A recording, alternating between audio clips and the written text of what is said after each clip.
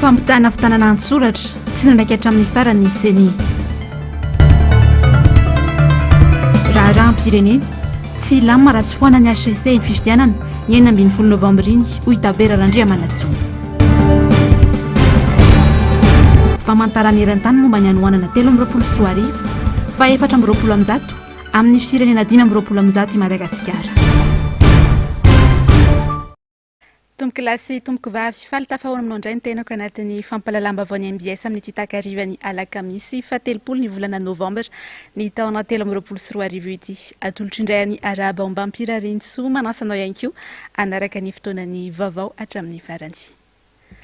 Anisan'ny songadina tamin'ity androany ity ny mahakasika indrindra ny raharaha politika sy ny raharaham-pirenena eto Madagasikara. Ny mahakasika izay indrindra no ndeha isantarantsika ny fampalalam-bavao azy dia izao vao tena anomboka ny tolom-bahoaka anesorana ilay olona nambotra firenena ho nisy olon-tena nivondry ny kandida androany dia hiajo Andriananarivelo izany. Ia mafy manomboka izao araka izany tolom-bahoaka ho avy ihany koa ny fotoana hijoroana miaraka amin'ny rehetra efa nijoro manerana Madagasikara.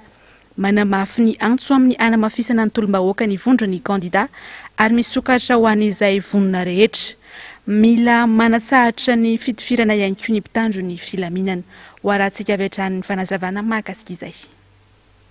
Tsy azo raisina ary tsy mitombina ny vokatra izay ho avoaka ny fitsarana avo momba ny lalam-panorenana rampitso. Mampiomana ny malagasy rehetra fa ho mafy noho ny teo aloha ny tolony izay atao manomboka eto. Tsy maintsy averina ho tandalà ny Madagasikara ary tsy maintsy hanao fividianana madio sy mangarahara ivoan'ny tena safidim-bahoaka isika. Ireo no isan'ny afatra mafonja tamin'ny fanambarana izay nataony collectif des candidats androany. Provoa fa tsy resy akory isika ary mbola tsy reraka isika. Ay zay reraka eo.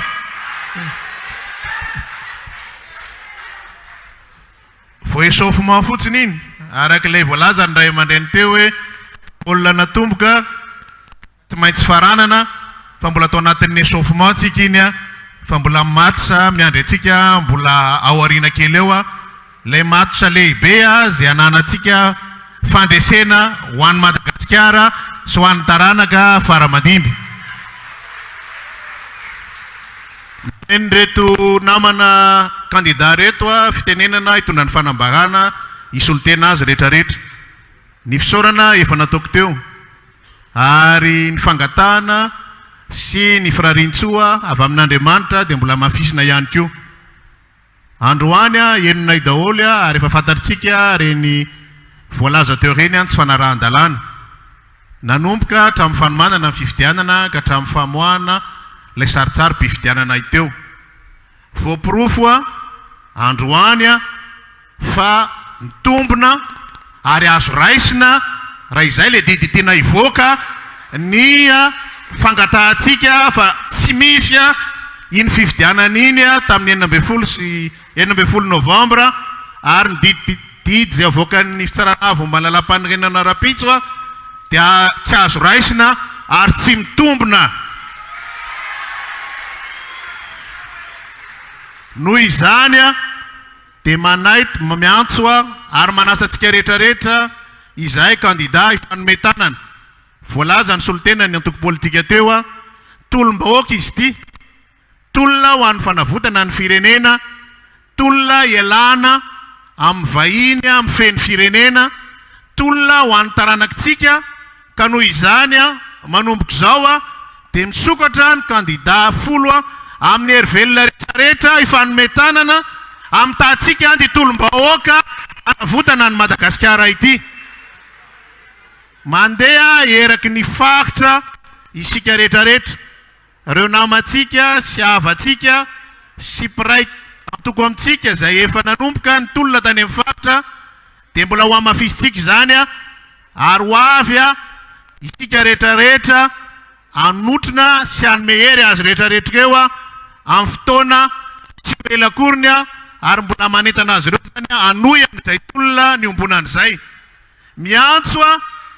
an'ny hery-velona rehetrarehetra hoy aho, miantso anareo mpiasa-panjakana. Mpiasa-panjakana izay niterena amoaka sy anatanteraka fifidianana izay entina hanapotehana ny firenena. Fotoana izao hijoroanareo, asehonareo fa ny fanjakana dia nareo fa tsy olombitsy mpanome bakeo anareo akory ka dia manantena zay fijoroanareo zay ho anareo tafika aoko zay ny fanapoahana grenade fa mba le hiranareo hoe feonanjo mara antianay hoeno anavotana anty Madagasikara ty satria tanindrazana iombonana izy ty ho atsika namana mpanao politika ny fitantanana ny firenena dia raha politika no porofotsika mpanao politika malagasy androany niainga tamin'ny firaisakina ny kandida fa azo atao tsara ny manova firenena rehefa misy ny fitovikevitra amin'ny fototra iombonana fotoanany zao ananganantsika n'izay fototra irahana ho an'ny Madagasikara araka ny lazaina teo izay atao amin'ny collectif de candidat dia misokatra ary mampiseho fa avinonana hiara iasa amin'ny olona tsirairay avy fanamafisana n'ilay atody teo pasteur tsara mihinana atody fantantsika tsy namakina n'ilay atody satria mitika azy tsara tsika fa raha voafoy eo izy dia Madagasikara velona zany dia tafitsika fa Madagasikara tsy ho an'ny olona fotsiny zay tompoko no afatra taty aminay collectif de candidat maka herentsika izay satria zao vao tena manomboka ilay tolom-bahoaka satria iady amin'ny tsy fanarahan-dalanitsika iady amin'ny kolokolotsika ary anala le olona zay nanambotry ny Madagasikara ary nanimba ny fiainan'ny malagasy nandritra n'izay fotoana 5 taona zay indrindra nampiseho ny tena endriny tamin'ny fifidianana iny fa tsy refesy mandindy ary tsy manara-dalàna izy ka noho izany mendrika amin'izany dia ny fanaovana ilay fifidianana tena izy tsy andraisan'ny olona tsy manana ny zoam-pirenena malagasy anjara mba hiverenana ny tena asin'ny Madagasikara satria zao vao mazava fizainina tonga an'ity firenena ity tsy mandroso ay misy vahiny mialokaloka an-damosiny eo ka miteraka olana teo amin'ny fiarahamonina mitady tombontsoa manokana fa tsy mitombotsoa imbonana makasitraka atsika ny collectif de candidat manentana atsika manomboka zao anetsika ny rafitry ny tolom-bahoaka rehetrarehetra manomboka any amin'ny fokotany ka hatrany amin'ny commune ny faritra eran'ny Madagasikara fa tsy maintsy mandresy Madagasikara ary tsy maintsy tandalana ary miverina amin'ny matena-tany maleo teny Madagasikara misaora tompoko lahy makasiraka tompoko vavy izany eo amin'izay vaovao izay hatrany ary isika dia fangatahana ny fanatsoana andaharana ny kandida laharana fahatelo ny fanafoanana ny vatoazo ny kandida laharana fahatelo fanafoanana ny voka-pifidianana amin'ny birao fandatsaham-bato izay nahitana tsy fahatomombanana ny fanafoanana ny voka-pifidianana vonjimaika izay navoaka ny seni fanafoanana iny fifidianana tamin'ny 12 novambra iny izay araka izany no votoaty ny fitoriana napetraky ny kandida Sitendrandriana Solonyaiko teny amin'ny fitsarana avy momba ny lalam-pandrenana izay no amafisiny fa tsy anaiky ny valim-pifidianana fenosoka ny tenany ary mitaky ny sy ny fampitana ny taratasy firaiketana antsoratra tatra amintsika makasika izay Germano Afitra Solondraibe sy ny aro tanjona natsikafo ny kandida Randriana Solonyaiko sy teny kandida laharana fahatelo amby folo sy ireo mpomba azy ny tsy fahatomombanana rehetra nandritra iny fifidianana ny 25 ny volana novambra teo iny maro ireo bileta tokana tsy nazava mifandipatra amin'ny toerana tokony nametrahana azy ary nisy olana ihany koa ny fitaterana azy tamin'ny faritra maro ankoatra ireo olana samihafa tsy karitra ity kandida ity ohatra vitsivitsy vokatsy ny tsy fisiny délégué tao anatin'ny brao de vote nanerana Madagasikara mazava ho azy fa ny isan'ny inscrit hafa ny isan'ny mpifidy hafa ny antony dia zao hoe betsaka loatra ny bulletin nampidirina nandritra n'iny fifidianana iny ray zay nangataka confrontation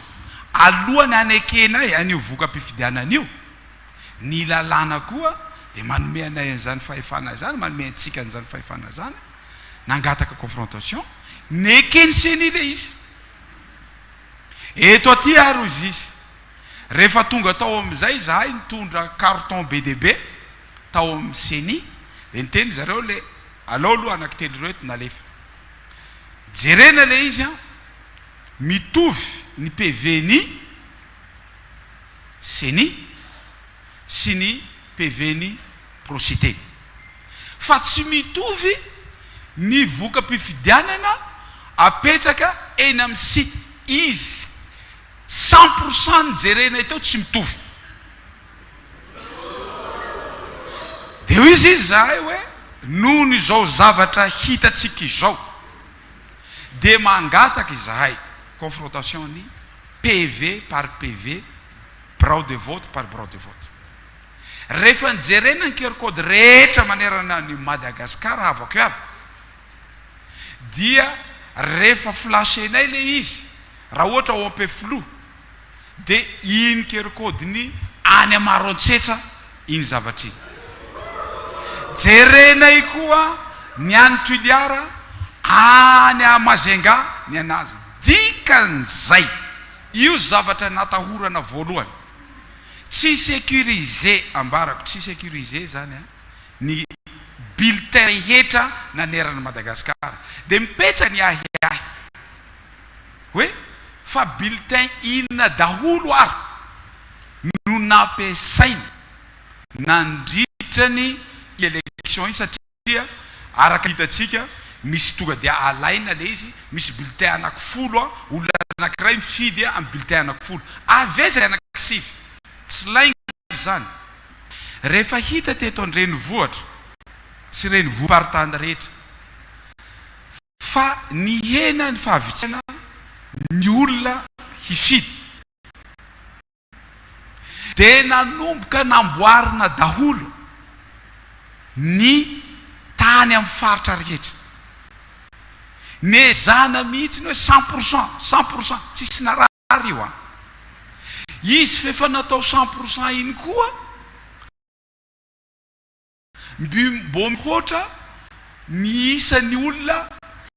inscrit ny vatony candidat anankiray ny loza de zao loza tena marina zay ho izy loza tena marina betsaka tompoko ny commune manerana ny Madagasikara ny isan'ny inscrit mihoatra ny vatony candidat anankiray zay tsy mihoatra folo na zato fa mihoatra anarivo ny mihitsiny hitanay ao anatin'izay zavatra zay ny anto nisy koa élection tsy natao tamin'le 16 fa natao tamin'ny 17 zay tsy mifanaraka amin'ny lalàna atsika zany tompoko lazy tompoko vavy ny bulletin rehetra anananay proof ny bulletin rehetra nandeha nanerana Madagasikara ary anananay proof sarety no nitondra azy lakana nitondra azy tsy nisy mihitsiny hoe fiarovana an'io bulletin io misy miaramila mipetraka ny miaramila azy hitatsika tamin'ny video zay nalefanay iny tonga de alaina zao mihitsy ny hirina hoentina any antsanon'olona any de any zareo manao azy olona tokany commune anankiray olona tokany no manao PV nanizingizina ny candidat tsy teny fa tsy azo ekenana ovinana ovina io valim-pifidianana io raha tsy misy ny fampitahana ny taratasy na nraketana antsoratra na ny PV tamin'ireo bureau-pifidianana tsirairay mbola fototra iorenana ary nangatahana ihany koa ny fanafoanana ny fifidianana ny kolikoly ara-pifidianana de tsy inona fa tamin'ny alalan'ny fifidianana ny safidin'ny vahoaka malagasy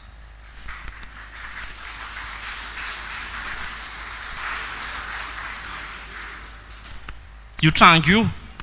mbola misy ary mandrakandroany tsy azony zareo lavina satria ny QG-n'izy ireo no misy olona maro be milahatra mandeha maka ny vidiny safidin'izy ireo akoatran'io nandritra ny fifidianana de nisy ny atao hoe fanitsakitsahana ny zo fototra ivezivezy ananan'ny olo-pirenena tsirairay eto amin'ny tany repoblika nisy arrêté navoaka ny préfet nametraka couvre-feu zany hoe famerana ny zon'ny olona ivezivezy mandritra ny fotoam-pifidianana io famerana io dia manitsakitsaka ny zo ifidy satria lalàna dia mametraka fa ny fikirakirana sy ny fanisana ny vato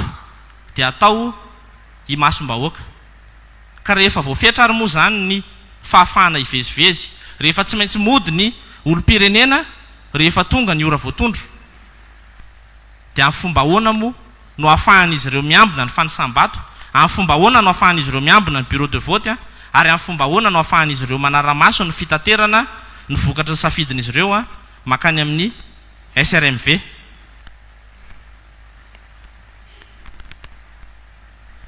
Ary farany fototra ny orenan'ny fangatahana ny fanafoanana ny fifidianana manerana ny nosy dia hoe tsy azo nitokisana mihitsy ny fomba ny karakaran'ny seni ny fifidianana. Ireo tranga maro ireo no manamarina fa tsy ara-dalàna ny fifidianana ny ninana tao.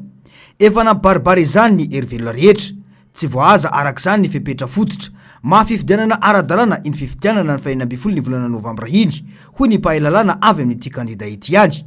Nanisy aza ny fangatahana ny fanemorana ny fifidianana noho ireo antony ireo dia nyroso hatrany ny fanjakana. Ny voka-pifidianana ao amin'ireo bureau de vote no nahitana tsy fahatomombanan'ireo angatahana ifanafanana ny vokatra vonjimaika navoaka ny seni ny 5 novambra angatahanay fanafanana ihany koa. Fehany ho fanafanana ny fifidianana mihitsy no angatahantsika satria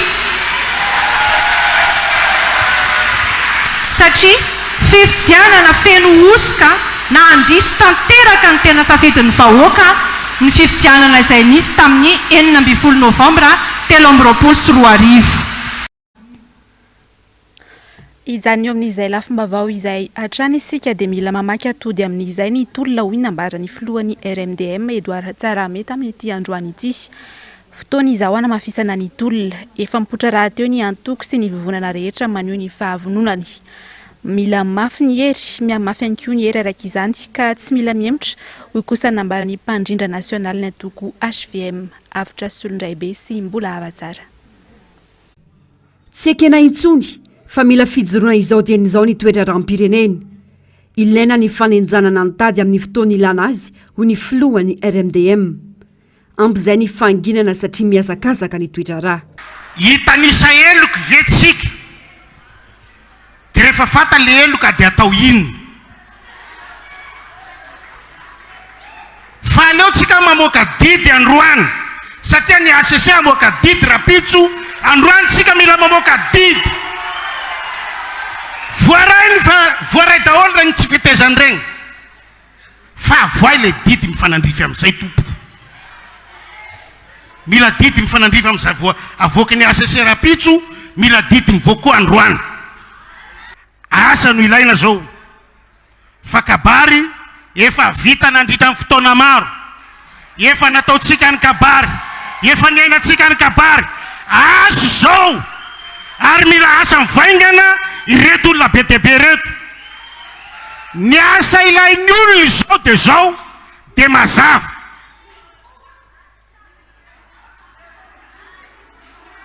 Hoy isika hoe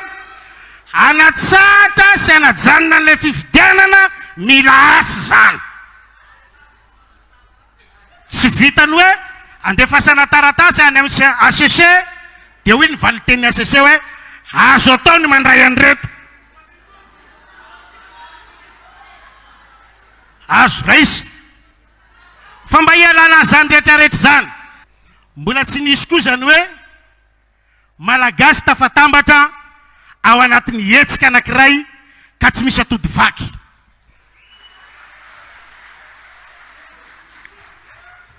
Fa izahay mpamaky atody aloha dia nikisakisaka fa zahay mila atody vaky satria te hihinana atody zahay ka raha ho genagenaina lava le atody zahay zany tsy hihinana. Fa dia tena aminareo zahay ray aman-dreny eo, raha te hoanina le atody vakio hinanana azy. Zahay tsy mahay manendy atody miaraka amin'akorany fa ho vakina dia fantatra dia hoanina rehefa avy eo. Izy ary mitovy hevitra amiko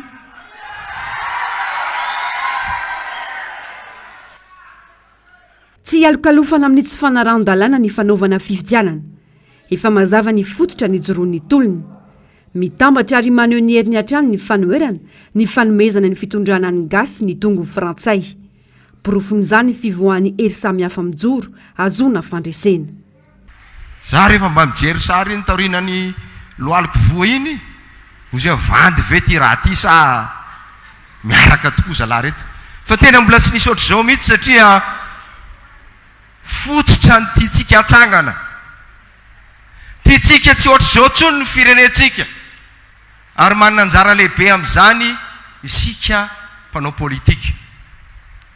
fa averiny iray mandeha ny fifidianana dia tsy atao akory anamarinana ny tsy fanarahan-dalàna zany nefa zavatra mitranga teto amin'ny firenetsika zay ny fototra atsika etsika ary efa ny vazavazayntsika erany arabe raha Madagasikara eto dia manaroatra misaotra ny isika niaraka teto Antananarivo fa misaotra ihany koa ny ireo namantsika era Madagasikara nanao zay ho afany naneo ny heviny tsy azo ekena mihitsy tompoko zany vazaha hitatana amin'ny firenetsika izany na inona ho lazainy na iza no ilaza dia tsy azo eken'ny saina akory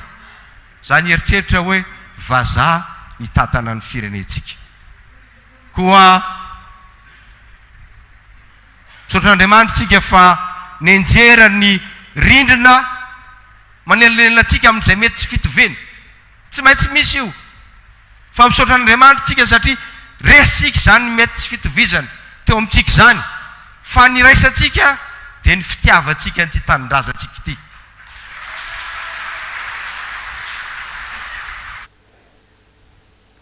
volona nitondra ny anjara birikiny amin'ny fanavotana ny firenena ihany koa moa ny ray aman-dreny ara-drazana avy amin'ny lafival'inosy fotoana hijoroana sy hametrahana rafitra malagasy izao ka nisaoran'izy ireo ny vondro ny kandida izay nasany joro manoloana indrindra ny fahalovana izay lalovany firenena amin'izao avitra solondray be sy mbola hava-tsara mila fanovana mifandraiky amin'ny filan'ny malagasy ny rafitra hitondrana ny firenena fotoan'izao andraisana izay andraikitra izay lova avy amin'ny mpanjana tany ny fitondrana ny Madagasikara ankehitriny ka tsy mahagaga raha toy izao ny toetra raha ny ato amin'ny fikambanany ray aman-dreny ara-drazana dia mitena ary mananatra tsy sasatra fa ny zavatra mendrika ny Madagasikara dia ny gasy any ny mahalala ny ahamendrika azy fa ny zavatra fiara-drariny dia tsy mampipetraka ny azy Madagasikara zay rahasika miaina ity koa noho izany rafitra nolovaina tamin'ny mpanjanatany tompoko no aigny any malagasy ka tsy tokony ho ekena fa mana ny rafitra tokony ny izahay ray aman-dreny dia tsy manana lova sy arena omena anareo afa-tsy ny tany Madagasikara ny tanindrazantsika sady tsy amidy no tsy aoto ary tsy omena vahiny fa sitrak'Andriamanitra no iainantsika eto ary hoan'ny malagasy i Madagasikara faharoa raha resaka ny fifidianana resahana teo i Andry Rajoelina dia mpanao baolina tsy miraharaha zay lalàna sady entiny amin'ny tanana misy le baolina ampidirina no mitakla ary manaikitra magnondra fa mila tafiditra ny baolina zany ve dia ekena valim-pifidianana ohatran'izany tsy azo ekena dikany disqualifia i Andry Rajoelina sady vaza tsy mahazo milasa mahafaly ny ray aman-dreny ara-drazana ny fitsangana ny vondrony kandida toy izao ho izy ireo tsy nampiova ary vao maika manamafiorina ny kandida ny sedra maro no lalovany andray ny andraikiny amin'izay ny ray aman-dreny ara-drazana manoloana ny fiainam-pirenena faly aho ary tena faly ary tsy vitan'izany ihany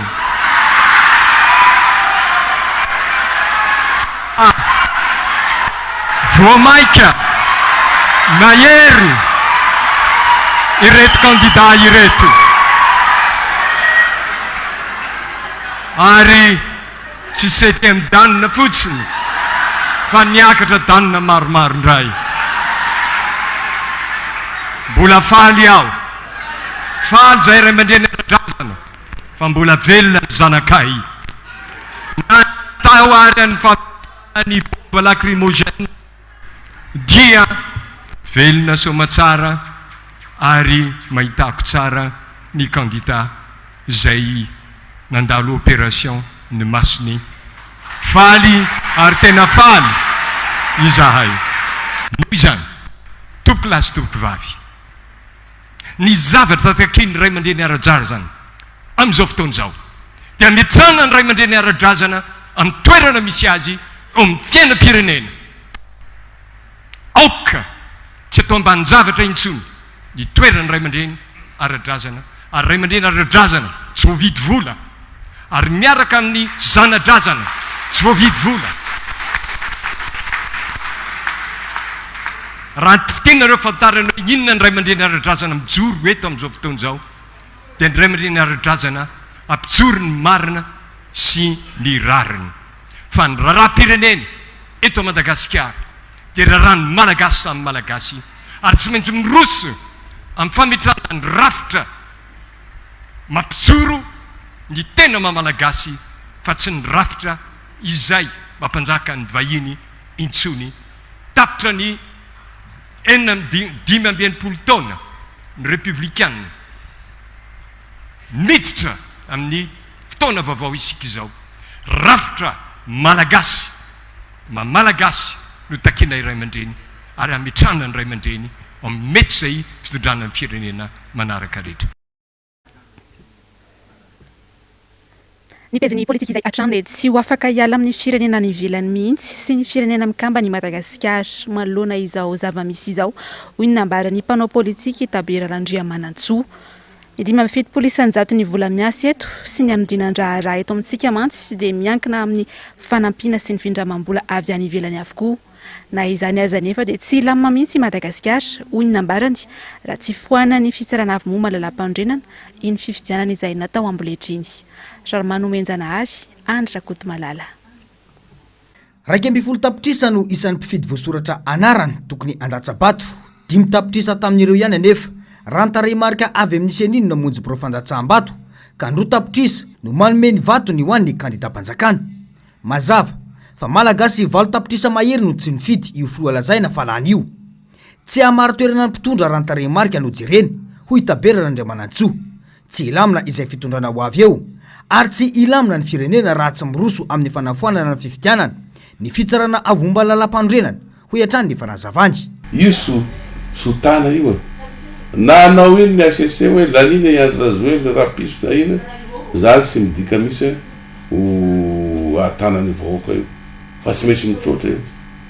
ho ataony vahoaka ho na ho ataony vahoaka fafitanatana anaikany zany oetim-bazaza ho ataony vahoaka ny Moramanga hoana na ataony oetim-bazaza ho ataony vahoaka Sud-Est hoana no ataony oetim-bazaza ho ataony vahoaka malagasy manotola hoana zany manomboka zao zany itsotra amin'izay le olo nangingina tanatraniny rehefa mivoaka io dia io vapifidanana io ahoana marina izy ty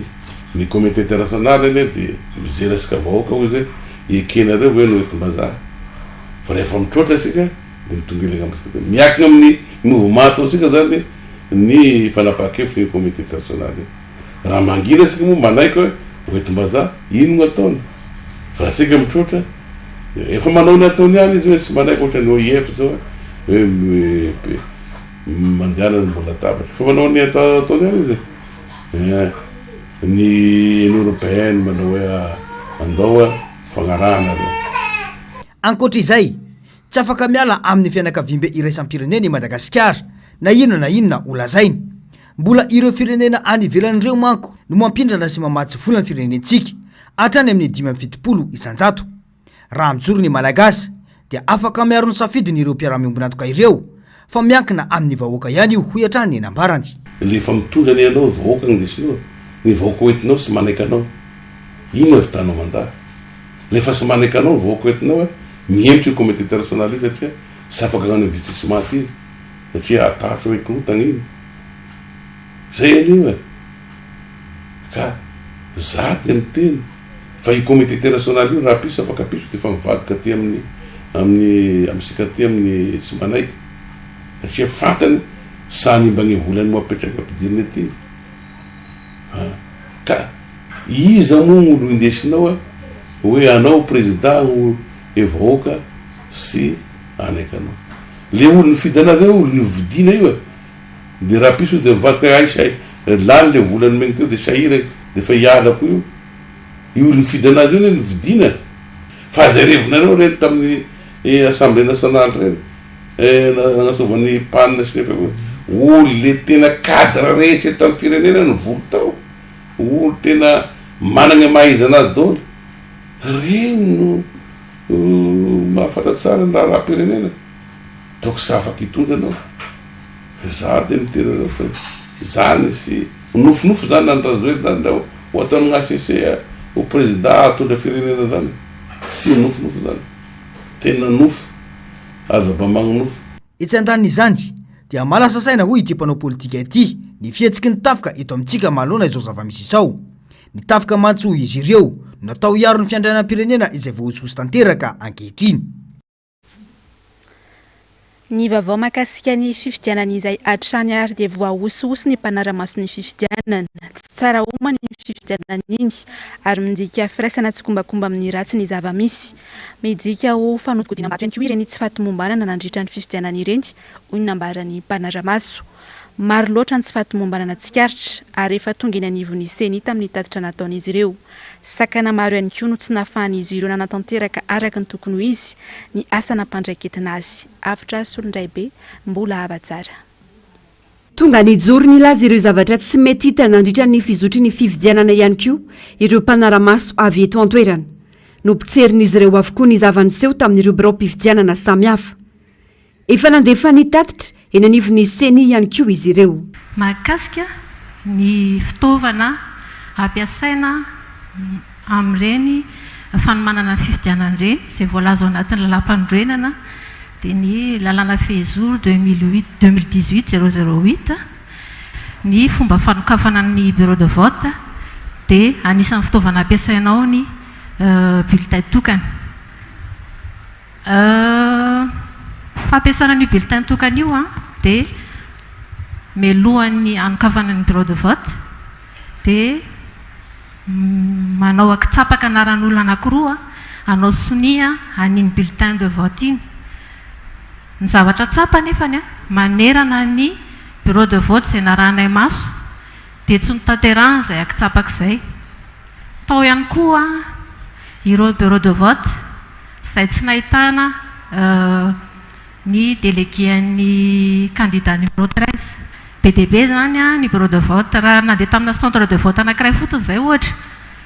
olona ray no hitanay mba mpanara-maso ny candidat numéro 13 fa numéro 3 daholo no hitanay manarak'izay ihany koa dia tamina centre de vote maromaro ihany koa dia hitanay fa tsy afaka niditra tao anatina bureau de vote ny mpanara-maso ny fifidianana taty avelan'ny trano izy no taty avelan'ny bureau de vote izy nasaina nipetraka dia izahay moa maromaro no nanao mobile manerana ny faritra dia rehefa nitsofoka izahay nanara-maso zay tsy nafantatra hoe tsy afaka miditra ny mpanara-maso fa rehefa fa tafiditra tao anaty bureau de vote zay dia nisotomina hoe tsy mahazo miditra any ianareo dikan'izay zany misy zavatra tsy mety ao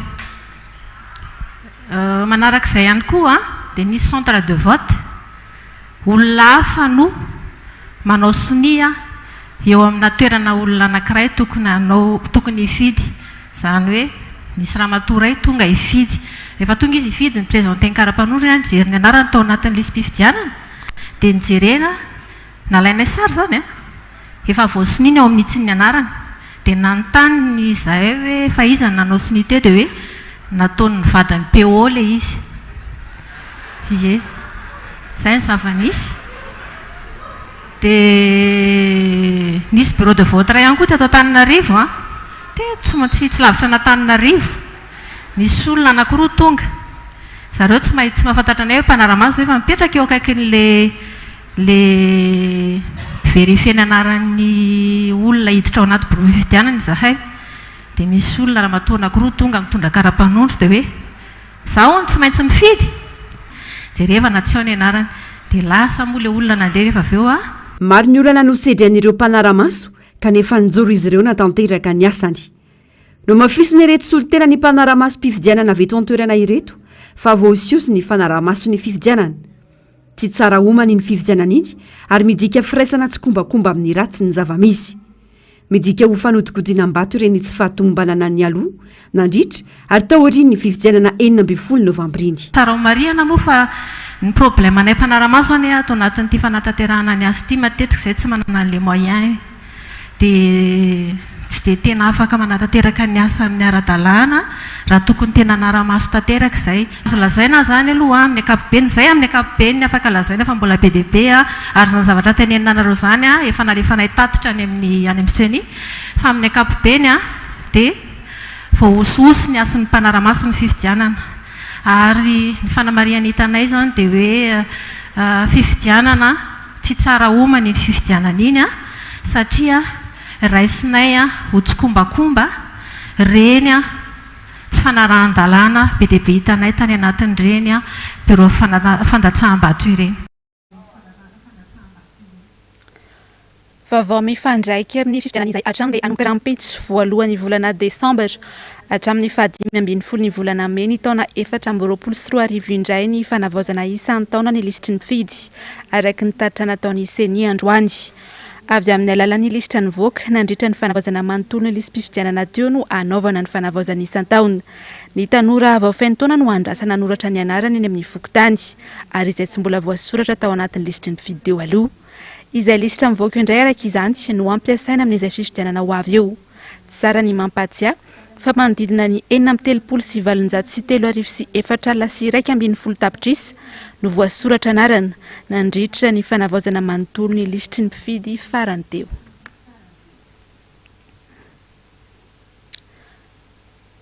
mikasika ny politika hatrany ary anisan'ny firenena anjakany Antsojay sy ny Ramatahory Madagasikara hoy nambarany fandaharana Angaredo nandroany eto amintsika irery ihany no misy an'izany hoe manao fanambarana dia lazaina fa mpanakorotana fanagadrana avy hatrany no asetra ny fanjakana ho an'izay samijoro milaza ny marina eto Madagasikara mamintina amintsika ny fandaharana ho amin'ny androany ary ionja lalaina Ranaivomanana sy Manora Andriamalala maro ny endrika tsy fanajana ny demokrasia sy ny fahalalana maneho hevitra eto Madagasikara sakireo rehetra masahy maneho hevitra dia hiarany Antsojay avy amin'ny fanjakana avokoa na io mpaino politika na olon-tsotra eny hatramin'ny syndika azy tranga matetim-piseho ihany koa tadoaty ny fanasokajiana ireo olona masamy toroka sy milaza marina ho marary saina ny eto Madagasikara ihany no tena hitaratra izay tsy fanajana ny demokrasia izay tsy mbola nahita koa lotsika enkanja teo amin'ny tantarany demokrasia sy ny faneho-kevitra teto amin'izao tontolo izao ny amin'ny hoe fanambarana dia heverina ho toy ny endrika fanakorotanana amin'ny endriny maro samihafa zay zany le manahirana ny amin'ny hoe mety hivadika atsindry ve ny resaka fanambarana ho an'ny eto Madagasikara raha izay fa faharoa dia zao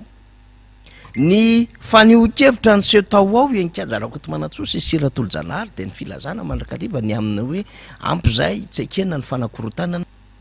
raha fahaenina ambin'ny 10 volana novambra ny vita ny fifidianana tsy ohatra ny tranga nisy tany Afrika enkanja Siratolo-Janahary nisy teto Madagasikara hoe ny apitsoniny ny afaka apitsoniny ny herin'ny andron'iny dia efa nidina an-dalambe nanao contestation nanao protestation reo a mpanohatra n'le fifidianana ny fitondrana Andry Rajoelina anisan'ny napiditra amponja olona marobe indrindra noho ny faneho-keviny teto amin'ny tantaran'i Madagasikara fomba iray nentin'ny fanjakana hampanginana ny olom-pirenena sy ny mpanao politika masamy laza marina ny fanagadrana avy hatrany misy amin'ireny olona ireny no marary any amponja saingy tsy omena lalina hitsabo tena aty ivelany misy mihitsy aza mamony ainy vokatra izany hoeny amin'ny lapany anteny miram-pirenena kosa indray ary sika atao anatin'ity toy ny vaovao manaraka ity dia na dia teo aza ny tsy fahatomombanana izay nanaovany solombavambahoaka sasany fanakianana dia lany zato isan-jato tsy nasipanitsiana toy ny mahazatra sy ny isan-taona ny teti-bolam-panjakana ho an'ny taona 2024 nanoloan'izany dia nampiakapo eo ny solombavambahoaka sasany ao anatin'ny voamierany vola nandritra ny fivoriana azo ny besin'ny maro natrehana tamin'ity androany ity ka nandaninina ny teti-bolam-panjakana Ramano Menjanahary Andry Rakoto Malala taky ny mahazatra lany zato isan-jato tsy nasipanitsiana ilay teti-bolam-panjakana 2024 na dia betsaka aza no tsy mety tsikatrireo solombavambahoaka sasany isan'ireo teboka nahitana tsikera ny momba sy mahakasika ny lalana ny tetika asa pipeline any atsimo izay efa nambarany filoha teo aloha fa efa vita tsy nitsitsy fitenenana ny solombavambahoaka ao anatin'ny voamera misana ny volam-panjakana namotsipotsitra ny tsinety tao anatin'io teti-bolam-panjakana io ary voamarina izany raha nitavemarika navoaka ny banky iraisam-pirenena izay maneho fa 27 isan-jato malagasy no miaina anaty ny fahantranan-lalina koa milaza ny volavolan-dalàna ao pejy fahatelo fa efa nahafahana nanatratra ny fahatratratra ny fahatarana amin'ny fampanosoana ny 5 taona lasa dia tokony hosoloina izany ka hovaina hoe mitondra fanatsarana izany dia ilaina ny fanatsarana ny fiainana any sy ny famokarana toy ny fanamboarana fantsona fitarihan-drano ao efao izay mbola misy fandaniana goavana vinavinaina ho 225 milliards d'ariary eo ao koa ireo asa fanamboaran-dalana maro izay tena ilaina anamorana ny fivezivezen'ny olona sy ny vokatra ka singanina sy sitonana ny saina ny famaritana ny teti-bola mikasika an'izany raha ampitahina ny lalam-pirenena fa 4 mampihoya ny ifanadiana ikony vohipeny izay mitetina 10 milliards ariary dia toa tsy mifandanja amin'ny teti-bidy ny lalam-pirenena fahatelo mampitohy any Antananarivo renivohitra sy any Zorobe izay fohy lavitra nefa ny anokanana vola mitetina 20 milliards ariary na dia teo aza ireo fanakianana ireo dia lanin'ireo maro anisa ihany ilay teti-bolam-panjakana Entsimbazazy izay atrany azy dia nizara efatra mazava tsara ny efitry ny solombavambahoaka nandritra ity fandaniana ny teti-bolam-panjakana tamin'ny androany ity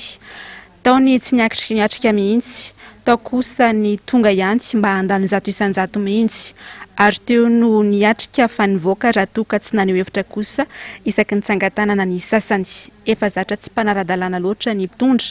any ka hatramin'ny teti-bolam-panjakana avy anaovana amboletra Ramano Menjanahary sy Andry Rakoto Malala trany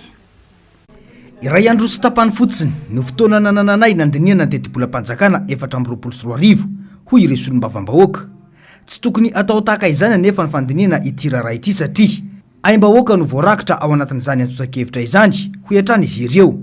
ankoatra ny fanakianana mivantana izay nataon'ireo deputé tao anatin'ny efitrany fivoriana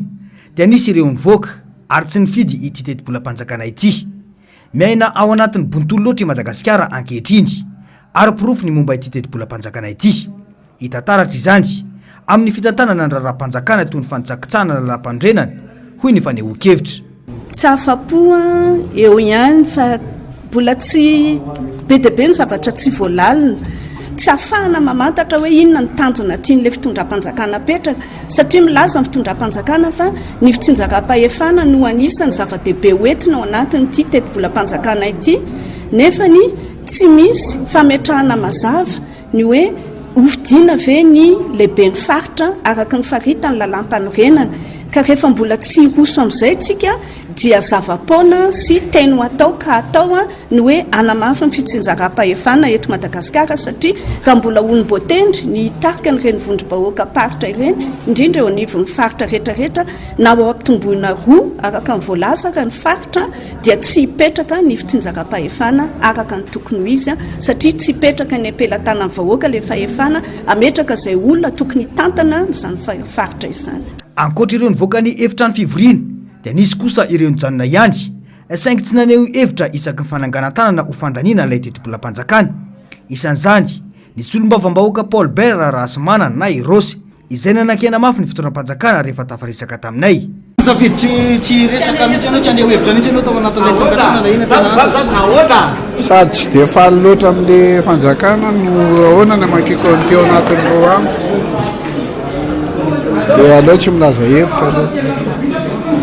Raha ny tsikatra tety an-toerany dia ireo solom-bavambahoaka manoana fitondrana no nameno trano raha samy tsy tazana ireo avy amin'ny ankolafikery hafa. Raha nanontaniana an-telefona moa izy ireo ny amin'ny tsy nahatongavany dia nilaza ireo député ireo fa tsy misy antony atongavana eny intsony fa tsy maintsy olan'iny maro anisa io na dia tsy hitondra soa ho an'ny vahoaka malagasy aza izany.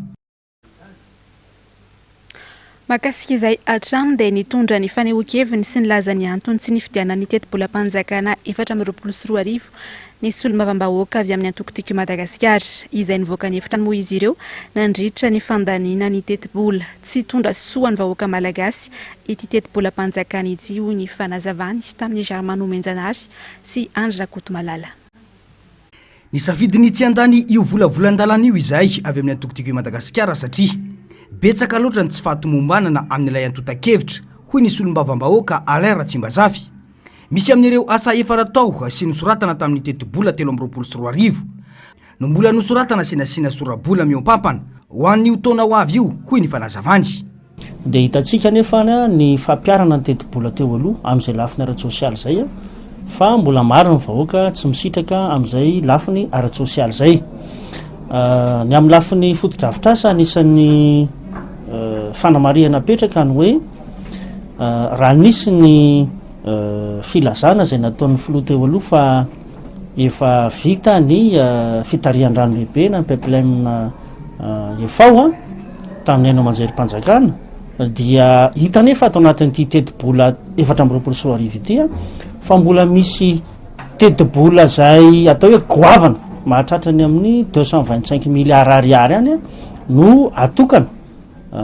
mbola natanterahana n'izany foto-drafitrasa lehibe zany. Ny tiana homarihana zany dia hoe misy ireo sora-bola izay tena goavana amin'izao fotoana izao atokany fanjakana antanterahana ireny foto-drafitrasa izay noheverina fa efa novatsiana tamin'ny teti-bola tany aloha reny. Eto ihany koa ny foto-drafitrasa toy ny train urbain dia misy teti-bola manodidina ny 10 milliards ho an'ny hoe train urbain ary tonga hatrany amin'ny 20 milliards ariary ihany koa ny an'ny hoe train urbain atao Antananarivo. Reny zany dia fantatsika tsara fa ny fitondram-panjakana malagasy dia anisan'ny antsoina hoe actionnaire ao anatin'ny tony tetikasy tony fa raha jerena ny sora-bola dia amombe zany sora-bola atokana ho an'izany tetikasy zany kanefa hita fa mpandrara privé zany no tena mitazona atsontsika hoe actionnaire lehibe indrindra ao anatin'izany fitaterana andalam-by zany. Mahagaga hoy ity solom-bavambahoaka ity fa zary kilalao ny fomba fiasan'ny fanjakana manoloana izany teti-bola izany na hatramin'ny fotoana tokony andiniana izany aza dia natao antomotra mba tsy azahoana mandinika tsara ny voalaza sy voasoratra ao. Hita ny fianana amin'ny ankapobeny aloha ireo teti-bola ao amin'ireo département ministérial isan-tsokajiny. Akoatran'izany kosa nefany dia miakatra raha ny teti-bola natokana manokana ho an'ny onivon'ny primature izay mbola metraha-panontaniana zany amin'ny hoe ahoana marina ny tena andaniana andreny volam-panjakana miopampana ireny. Teti-bola tsy voadinika no lany sy nolaniana androany ho hiatrany nambarany ity solom-bavambahoaka ity. Tsy ampandroso firenena izao zava-misy izao fa fomba fiasa efa fanaon'ny fanjakana hatramin'izay 5 taona lasa izay. Ipejiny sosialy kosa indray ary dia tsy mahita mangirana ny tokantrano malagasy amin'izao. Vao maika aza mialalatra ny fahasairana na iainany sarambabe bahoaka manoloana ny fidanga ny vidim-piainana. Ny asa tsy misy ny tsy fandriam-pahalemana efa mampikaiky ny maro mihitsy. Tsy manan-karentana intsony araka izany ny malagasy manao izay avelomana sisandrehetra. Andro miaratina Mathieu Princino mitatitra amintsika izay fanadiadina izay. Miady amin'ny fiainana izay sisa no azo ambara manoloana ny zavatra iainany malagasy ankehitriny manao izay avelona azy ny rehetra. Mitady vola melomana ny vady aman-janaka amitany ireo adidy sy filana ao an-tokantrano mamorona ny tsy misy aza tahotry ny tsy pozipozy mitrosa ihany koa hahafana mametatra amin'ny farany ireo asa manandraikitra samihafa rotoroto tebiteby tahotra manaraka ny rehetra avao mivoky ny trano miady amin'ny fitediavana fameloha mambady aman-drana ka miasa mivarotra anao mety varotra zavatra ianao mety ohatrany tsy dia misy mividy ohatrany taloha zany mifandandrandrandana izany moa fitediavana iny hitanao le fitediavam-bola moa tsy moatra ny fiainana taloha mafy zao fiainana zao tsy hitako tsony fiaina zao tsy efa tsy misy tsony efa tsy hitako tsony zao tenenina zay zao varotra efa tsy mahalafo tsony zao fa ny fiaina taloha misy tsena masoandro mamely ety zao hitanao ety amoron-dalana zao dia satria anao zany nikarama ety dia eny atokantrano tsy mahalala fa tsy maintsy mitondra ianao mody namidiko zao reo vaona dia anana ko ianao moa mbo miara-monina aman'olona ihany dia vita vitainao mba makamakany amin'olona any indraindray ohatra e mba melo rehefa tsy misy zany dia maky ianao sahirana ny ao atokantrano ny ao an-sakafo fiainana andavanandro tena miakatra andavanandro na vidiny savony klina ny PAPN isan-karazany mba tokony hoe miaina zany ny vidiny zavatra efa majinga tena amin'izao fotoana zao zany tena milatsaka fahatsana mihitsy amin'ny malagasy no ny fitonjan'ny fanjakana manana ihany tsy manana za zao maram-pianakaviana aloha tena marina ny tena tsoriko zanako efatsy nefa fitediavana mitady asa zao ianao tsisy varotra ianao tsy malafo angalatra ianao enjehana varotra re ty mbola andeha le tike etsy eroa zay natrake mahantsika gasy zany hitanao raha hoe mafy ary ny fiainana teo aloha mbola mora ny kapoaka ny vary fa ny aty raha manjosa ary ny firenena sosialy mahoaka tsy zarizary satria anatin'ny tena le vidim-piainana zany amin'izao tena hoe sarotra na maram-pianakaviana ohatra hoe tsy ampy ny fidiram-bola ohatrany mety hoe saraka amin'ny vady mirava ny tokantrano satria ny vehivavy tsy manaiky raha tsisy vola dia ny lehilahy tsy afaka manina rehefa tsisy vola zay ny atake mirava ihany le tokantrano dia sosialy mbahoaka mihitsy ny tena jereny mba tena tonga le tanora tsy hanaonao foana fa zay nge ny tanora betsaka amin'ny mangary paosy betsaka amin'ny mangalatra anao le fitediavana anao le sarotra le fiainany voasokajy ho firenena manitra indrindra ity Madagasikara manatampahantran ambony indrindra eran-tany izay mahatratra 27,700 raha nitatitra farana avoaka ny banky iraisam-pirenena tsy magaga ary to manamarina tanteraka ny zava-misy eto Madagasikara izany mitombo anisa ireo tsy manan-kialofana mameno arabe ireo mpivarotra ny tanora tsy anasa ny tsy fandrimpalemana mirongatra ny vidim-piainana tsy mitsamy miakatra andro manalina ny vaolana amin'ny fanandrify amin'izany anefa mbola tsy teraka akory ny vaovao mikasika ny sosializa iatrany ary dia laharana fa 420 amin'ny firenena 520 i Madagasikara amin'izao raha nitondro momba ny anoanany eran-tany araky ny fanambarana izay nataony vondrona World Younger Life na ny WTH mpandrefy ny anoanany eran-tany 5,9 ny mponeto Madagasikara no nona raha ny voalazatrany manaprofo izany ny fomba fisakafon'ny malagasy izay tsy zarizary sy tsy ara-pahasalamana misy nitetika asa no volavolainy ofisy pirenena misana ny fanjari-tsakafo na ny ONN izay mifantoka amin'ny fanaraha-maso ny sakafo ny fametrahana laboratoara hitiliana ny otrikaina ao anatin'ny sakafo ary ny fametrahana ny atao hoe fanovozan-tsoa ny sakafo Andomiaratina sy Mathieu Prince atrany tsy mitsaha mandroso miady amin'ny larana ho farany Madagasikara firenena mandroso indrindra makany amin'ny gesitra amin'ny lafiny rehetra isika raha tany amin'ny larana 7,1 tamin'ny firenena 2,20 amin'ny famantarana eran-tany momba ny anoanany Madagasikara ny taona 2022 mitazona ny larana fa 4,20 amin'ny firenena 5,20 kosa isika tamin'ny ty taona 3,22 ity raha ny voalazany mpandrefy ny anoanany eran-tany World Younger Life na ny WTH nona avokoa ny 1,5 ny mponiny eto Madagasikara 7,3 ny ankizy tsy mitombo araka ny tokony ho izy 7,200 faran'izay mahi ary enina faingoenina isanjato ny tany ankizy maty vokatry ny anoanana. Manaprofo io trango io ny fomba fihinanana sakafo tsy araka ny tokony ho izy intsony vokatry ny fahantrana sy vidanga ny vidim-piainana. Zara raha amin'ny sakafo ny olona hitazomanaina tsy ho reraka sisa fa tsy mahavoky sy tsy ara-pahasalamana intsony. Zao lasa injo atandro sy ny arivo maraina vitesy mofo ihany moranona tsy maintsy miaritra aloha zany antony le fiakaran'le vidim-piainany. Fa vary ajanona teo le variko aloha lafo be fa rehefa mbo hoe mandray kely kafe sy mofo sy ny anina dia mihinana iarovana an'le anohanana fotsiny miativana an'le ariary iny moa izy teo le anohanana rehefa mahazo kely ohatsiny iny dia efa namaninana ihany. Ny tanora ny mbola leoleo ihany ny alina ny tena zava-doza rehefa tsy mihinana. Ny anato teo ny anamina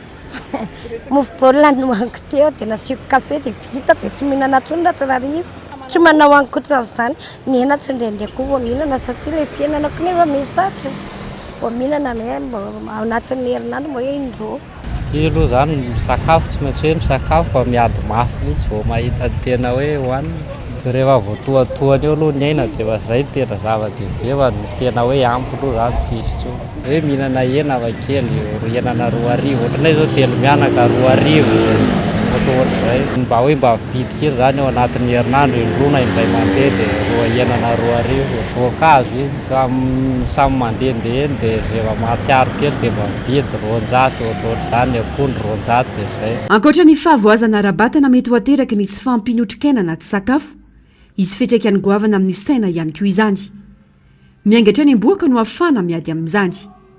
Mila omendanja manokana ny arivoandro voalohan'ny zaza. Isan'ny tarigetra lehibe entiny zareo dia le arivoandro voalohan'ny zaza manomboka vao mitsaika kibo. Raha amin'ireo izy misahirana ra-tsakafo dia miaina be mihitsy ny fahefany hivelatra ara-batana fa indrindrindrindra ra-tsaina. Ary izay zany isan'ny mampalahelo be ny mieritreritra an'izay hoe ohatran'ny lasa hifandovana sanatria le tsy mailaka ra-tsaina satria efa trany ekibo le izy no manomboka. Anisan'ny fanamby lehibe apetraky ny ofisym-pirenena misy salan'ny fanjarian-tsakafo na ny ONN izay manana tetikasa ny fanaraha-maso momba ny fanjarian-tsakafo, ny fanokafana laboratoara itsiliana ireo otrikaina anaty sakafo ary ny tetikasa fanovozan-tsoa ho an'ny sakafo. Le vitamine sy minérale zany dia ampidirina anatin'le sakafo amin'ny alalan'ny karazana poudre de micronutriments moa zany ny fiantsoana azy. Kanefa misy koa zany eto amintsika ny atao hoe aliment biofortifié zany hoe notovonan-tsoa tany an-tsaha izy dia efa notovonan-tsoa. Anisan'izany ny vomanga miaty l'orange na le patate douce à chair orange, misy koa le tsaramaso mena CAL 98 dia satria moa zany ny foibe-pirenena ny fanjarian-tsakafo dia manohana ny fikarohana ihany koa dia misy koa ny atao hoe riz biofortifié en zinc zany hoe notovonan-tsoa tamin'ny zinc zany le vary. Dia mbola voasokajy ihany koa ny fanovozan-tsoa ny sakafo misy izy ny fortification de masse zany hoe tonga dia ho an'ny vahoaka iray manontolo sahala amin'ny iodation du sel na hoe fasiana ioda ny sira ny hoan'ny tokantrano. Fa misy koa izy ny fortification ciblée zany hoe ho an'ny zaza latsaky ny 2 taona ohatra, ho an'ny ankizy mianatra zany hoe enina ka hatramin'ny 7 taona. Firenena manan-karena i Madagasikara manana velarantany midadasika azy volena sy velarana hiadina amin'ny anohanana sy ny tsy fanjarian-tsakafo. Tsy laram-pahamehana nefa izany tato anatin'ny 12 taona ka ny rehetra no miara-mizaka ny vokany. Aleon'ny mpitondra manafatra vary sy katsaka avy any ivelany toy izay mamelona ny ato anatiny. Raha ny taremarika 700 mahery ny tany sy fanjarian-tsakafo mitarazoko any amin'ny faritra atsimo Madagasikara izay ahitana ny faritra Moronmani, Fitovonany ary ny faritra atsimo Atsinanana. Sarotra ho an'ny firenena iray ny androso raha nona ny vahoaka ao aminy. Ny vaovao mikasika ny angovo kosa indray ary dia tsy ahitamba-olana mihitsy hatreto ny fahatapahan-jiro lavareny eto Madagasikara. Isy indray mantsy ny fahatapahan-jiro eto amin'ny tambazotra iray Antananarivo manomboka amin'ny 12 ora alina hatramin'ny 4 ora maraina hoy nambaran'ny ministry ny angovo sy ny ankoranafo androany. Anton'ity fahatapahan ity raha ny fanazavana nataon'ny governemanta dia ny fitsitsiana ny solika noho ny tsy fahampiny famokarana avy amin'ny toby famokarana herinaratra mandeha amin'ny rano. Andekaleka no tena mamokatra herinaratra ho an'ny tambazotra eto Antananarivo amin'izao, saingy kely ny famokarana raha ny fanazavana hatrany. Raha io maraina io izao dia tsy namokatra afa-tsy 40 megawatt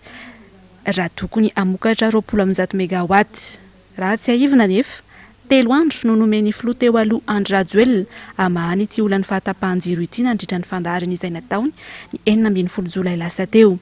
Saingy tapitra ihany fiampitoam-piasany, tsy nisy vahaolana mivangana fa vao maika aza mihamafy andro aman'alina ny fahatapahan'ny jiro sy ny rano saika manerana Madagasikara.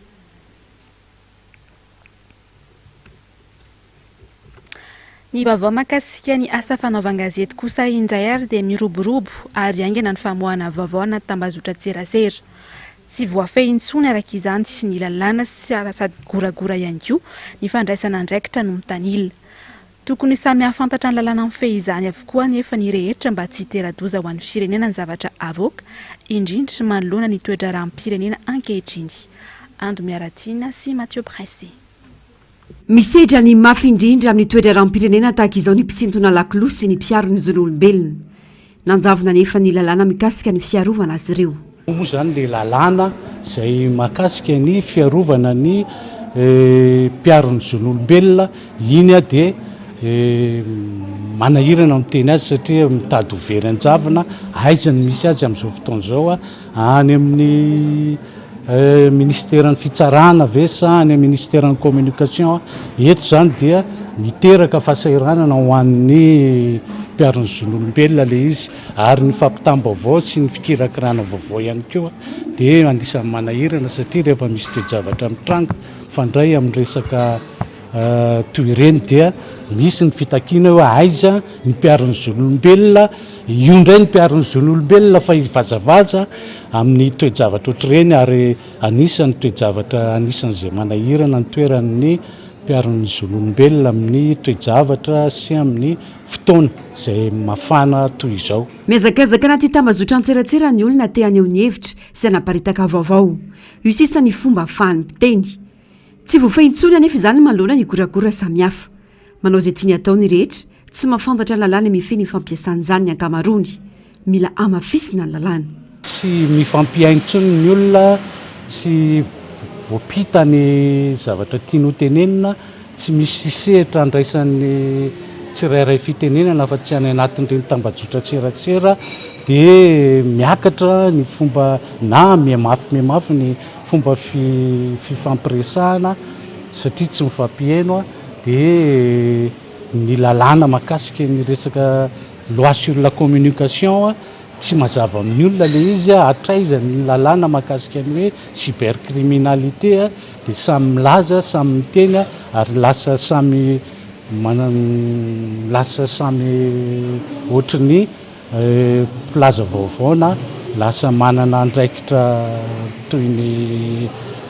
mpanao gazety ny rehetrarehetra dia miainga avy amin'izay le izy ka. Tsy mazava amin'ny rehetra ny voalazany lalàna momba ny elokanabaka na ny cybercriminalité ka samy manao izay mety amin'ny rehetra na manana ny fahaiza manao amin'izany na tsy. Hoe ny fahaizana mikirakira ny vaovao manaja an'ilay etika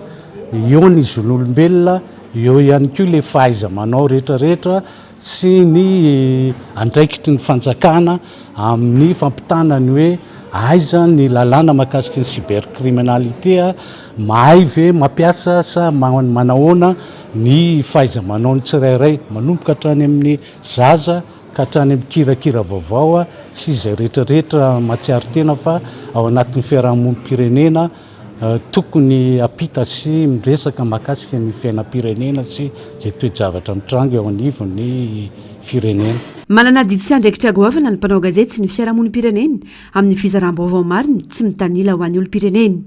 Manana zo arovana ihany koa izy ireo eo mpanatanterahana ny asany. Nisy androany fankakevitra mahakasika ny fikirakiram-baovao tetsy Akorondrano. eo amin'ny maresaka iraisampirenena kosa indray ary dia miditra amin'ny andro fahenina amin'ny fampitsarana ady eo amin'ny Israela sy Palestina tamin'ity androany ity. Takalonaina Israeliana 70 sy gadra Palestiniana 100 no efa navotsitra tao anatin'izay 9 andro izay. Raha tsy ahivina dia ny 4 Novambra lasa teo nanomboka ny fampitsarana ny ady eo amin'ireto firenena roa ireto. Anisan'ny tena nandray anjara nahatongavana amin'izao fampitsarana ny ady izao i Qatar. Onjalalaina Ranaivo Manana sy Manora Andriamalala. Nitarina 420 indray ny fampitsarana ady eo amin'ny Israela sy Palestina. Nanomboka ny 4 Novambra lasa teo no nisinjy fampitsarana ady izay teo amin'ireto firenena roa ireto, izany hoe 9 andro androany. Anisan'ny nandray anjara lehibe nahatongavana amin'izao fampitsarana ady izao i Qatar. Nandritra izay 9 andro izay, takalonaina Israeliana 70 sy gadra Palestiniana 100 no navotsitra. Ny ampy-teratany vahiny manodidina ny 30 izay teratany telo onde ny asa tany Israela ny akamarony. Nanambara i Hamas fa takalonaina Israeliana 3 namony endry izay nahitana zazakely 12 volana. Raha tsy ahivina, nanomboka tamin'ny 7 Oktobra ny ady teo amin'ny Hamas sy Israela rehefa nitsofoka tao amin'ny Mak Gaza mpifanolo-bodirindrina amin'ny komande ny vondrona islamista. Manodidina ny 250 ny Israeliana namony endry izay sivily ny akamarony ary 700 ny lasa takalonaina. Etsekilany, Palestiniana 457 Israela kosa namony endry, ka ankizy latsaky ny 12 taona 590 araka ny antotanisana navoaka Hamas. Tonga tany Israela ny sekretera mpanjakana Amerikana Anthony Blinken izay tokony hiaona tamin'ny Prime Ministre Benjamin Netanyahu. Izy izay anisan'ny nanery ity tompona ndraiky mpanjakana Israeliana ity anitatra amin'ny fampitsarana ady. Nanambary Anthony Blinken nandritra ny fiaonany tamin'ny mpanao gazety tany an-toerana fa omaro ireo takalonaina ho avitra ary omaro ihany koa ny fanampiana ho azon'ny rotonta mandritra izao vanim-potoana ny fampitsarana ady izao. Tomboky lahy sy tomboky vavy izay ankoa ary no manakatona ampejiny fampahalalam-baovao tamin'ity alina ity mankasitraka anao ary nanaraka izany hatramin'ny farany taky ny mahazatra.